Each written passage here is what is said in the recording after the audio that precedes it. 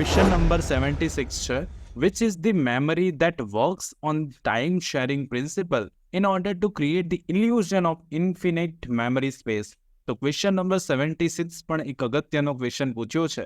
76 માં સાચો જવાબ સી આવશે. It is virtual memory. ને આપણે શું કહીશું? વર્ચ્યુઅલ મેમરી કહીશું. Provisions related to issuance of commissions are related in. તો કમિશન્સ સીપીસીની જોગવાઈનો પ્રશ્ન પૂછી લીધો છે કે કમિશન્સની જોગવાઈ ક્યાં આપવામાં આવી છે. ક્વેશ્ચન નંબર 77 સાચો જવાબ એ છે. ઓર્ડર નંબર 26માં જોગવાઈ છે. 26 વિલ બી કરેક્ટ આન્સર, એટલા માટે એ અહીંયાથી સાચો જવાબ બની જશે. Question number 78 which among the following agreement is void. નીચેનામાંથી કઈ કબૂલાતો વેલિડ છે એવો પ્રશ્ન પૂછેલો છે. સાચો જવાબ 78માં આવશે A. Agreement in restraint of marriage of minor is valid. એ વેલિડ છે. બાકી ટ્રેડ લીગલ પ્રોસિડિંગ્સ આ ખોટું છે, પણ સાચો જવાબ અહીંયાથી બની જશે એ. વેલિડ એગ્રીમેન્ટ પૂછેલો છે આપણને.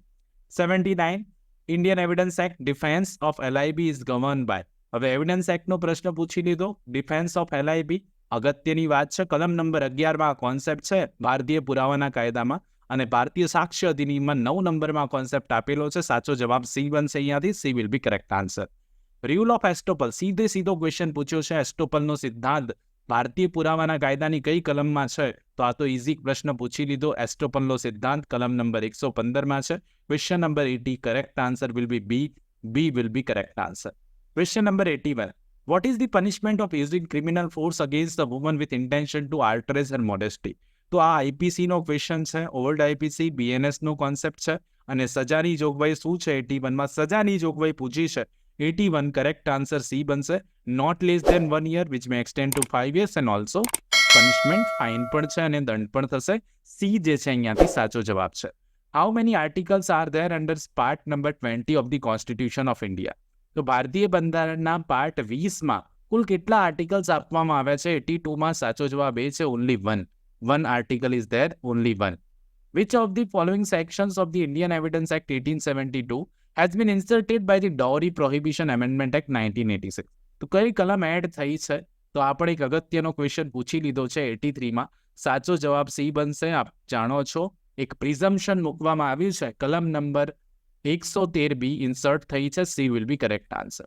Next, as per IPC whoever dishonestly receives or retains any stolen property knowing or having reason to believe the same to be stolen property shall be. તો એને શું સજા થશે?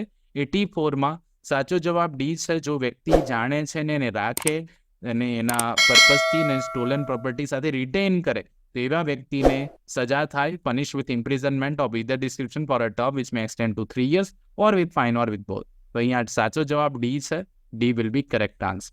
Next, how much time limit period is provided to High Court to dispose an application under Article number 226 sub Article 3 of the Constitution of India. કેટલા સમયમાં dispose of કરવી પડે હાઈકોર્ટે આ application? 85 correct answer will be B. 2 weeks 2 અઠવાડિયાનો સમય હોય છે. B will be correct answer. આ ઇમ્પોર્ટન્ટ ક્વેશ્ચન છે, બહુ જ અગત્યનો પ્રશ્ન અને યાદ રાખવા જેવો ક્વેશ્ચન કહી શકાય. 85 correct answer will be B. 2 weeks. In which year was WhatsApp acquired by Facebook Meta? હવે વોટ્સએપ એક ફેસબુક મેટા એક્વાયર્ડ ક્યારે કર્યું? કયા વર્ષમાં? 2012, 14, 15 કે 16? અગત્યનો ક્વેશ્ચન. આપણે બધા વોટ્સએપ ચલાવતા હોઈએ પણ આ ખબર ન હોય ને આવો પ્રશ્ન આપણને ન આવડે. સાચું જવાબ 86માં બી છે. 2014 will be correct answer. B. Okay. Where the writing contains the acknowledgement is undated. જ્યારે રાઇટિંગ કન્ટેન કરવામાં આવી છે એકનોલેજમેન્ટમાં અને એમાં ડેટ નથી તો ઓરલ એવિડન્સ આપી શકાય, ન આપી શકાય? What will be correct answer? 87માં સાચો જવાબ એ છે. Oral evidence may be given of the time when it was sign. Okay, જ્યારે સાઇન થઈ એ માટે પુરાવો આપી શકાય. ગીવ એન્ટોનેમ્સ અવર્ઝનનો એન્ટોનેમ્સ પૂછ્યો છે. વિરોધાર્થી શબ્દ પૂછ્યો છે 88માં. સાચો જવાબ સી આવશે. Linking. Linking will be correct answer. 89 જોઈએ. According to section 159 of CRPC what actions may a magistrate take upon receiving a report? Report મળ્યો છે, શું કરી શકશે મેજિસ્ટ્રેટ 159 હેઠળ? 89 correct answer is D. Magistrate dismiss પણ કરી શકે ઇમિડિયેટલી. મેજિસ્ટ્રેટ ડાયરેક્શન પણ આપી શકે ઇન્વેસ્ટિગેશનનું. મેજિસ્ટ્રેટ પ્રાઇમરી ઇન્ક્વાયરી પણ હોલ્ડ કરી શકે. ત્રણેય જવાબ સાચા છે ને એટલા માટે D will be correct answer. Find the erroneous part of the following sentence. I and my colleague have carefully considered the important issues raised by the report which you sent me. and we have decided to take the following action. આમાંથી શું ભૂલવાળો part છે એવું શોધવાનું છે. 90માં સાચો જવાબ A છે I and my colleague. I and my colleague નહીં આવે, અહીંયા ભૂલ છે અને એટલા માટે A will be correct answer. Mohori Bibi versus Dharmodas Ghosh જે છે is a judgment on the issue of. તો ઇશ્યુ જે છે આપણે જાણીએ છીએ મોરી બીબીનો કેસ ભારતીય કરારના કાયદાની કલમ નંબર 10 કે 11 આપણને યાદ આવી જાય. માઇનર સાથે કરવામાં આવેલો કરાર વોઇડ એબ ઇનિશિયો હોય છે અને 91માં એટલા માટે જવાબ સી બની જશે. 92 જોઈએ. A plaintiff instituting a suit for the specific performance of a contract in writing may pray in the alternative that if the contract cannot be specifically enforced. શું alternative માગી શકે 92માં? સાચો જવાબ બી છે. It may be rescinded and delivered up to the answer. And the court, if it refuses to enforce the contract specifically, may direct it to be rescinded and delivered up accordingly. B will be correct answer. અહીંયાથી B સાચો જવાબ બનશે. Select the pair that has the same relationship as pen sedative. Pen sedative એવી જ રીતે same relation હોય એવી pair શોધવાની છે. 93માં કરેક્ટ આન્સર ડી છે, grip consolation. Grip consolation will be correct answer. D અહીંયાથી સાચો જવાબ બનશે.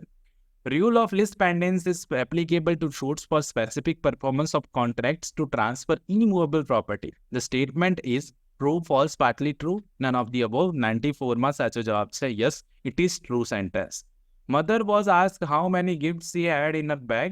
She replied that there were all dolls but 6, all cars but 6, and all books but 6. How many gifts had she in all? તો આ એક reasoning question પૂછી દીધો છે. 95માં સાચો જવાબ એ આવશે 9. અહીંયા 9 સાચો જવાબ બનશે. A plaintiff on account of his illness is unable to file the civil suit within the period of limitation prescribed under the Limitation Act 1963. He files the suit along with the application for condonation of delay on the grounds of his illness. Can the court condone the delay in filing of the suit under Section 5 of the Limitation Act? તો દાવા માટે કોઈ જોગવાઈ છે નહીં. લિમિટેશનની કલમ number 5 આપ જોશો તો ત્યાં ડિલે કોન્ડોનેશનની વાત છે, પણ ત્યાં અપીલની વાત છે, એક્ઝિક્યુશનની વાત છે, પણ અહીંયા દાવાની વાત આવતી નથી. ઓકે, છૂટ નથી અને એટલા માટે 96માં સાચો જવાબ બી છે. No, the court can not condone the delay. Okay.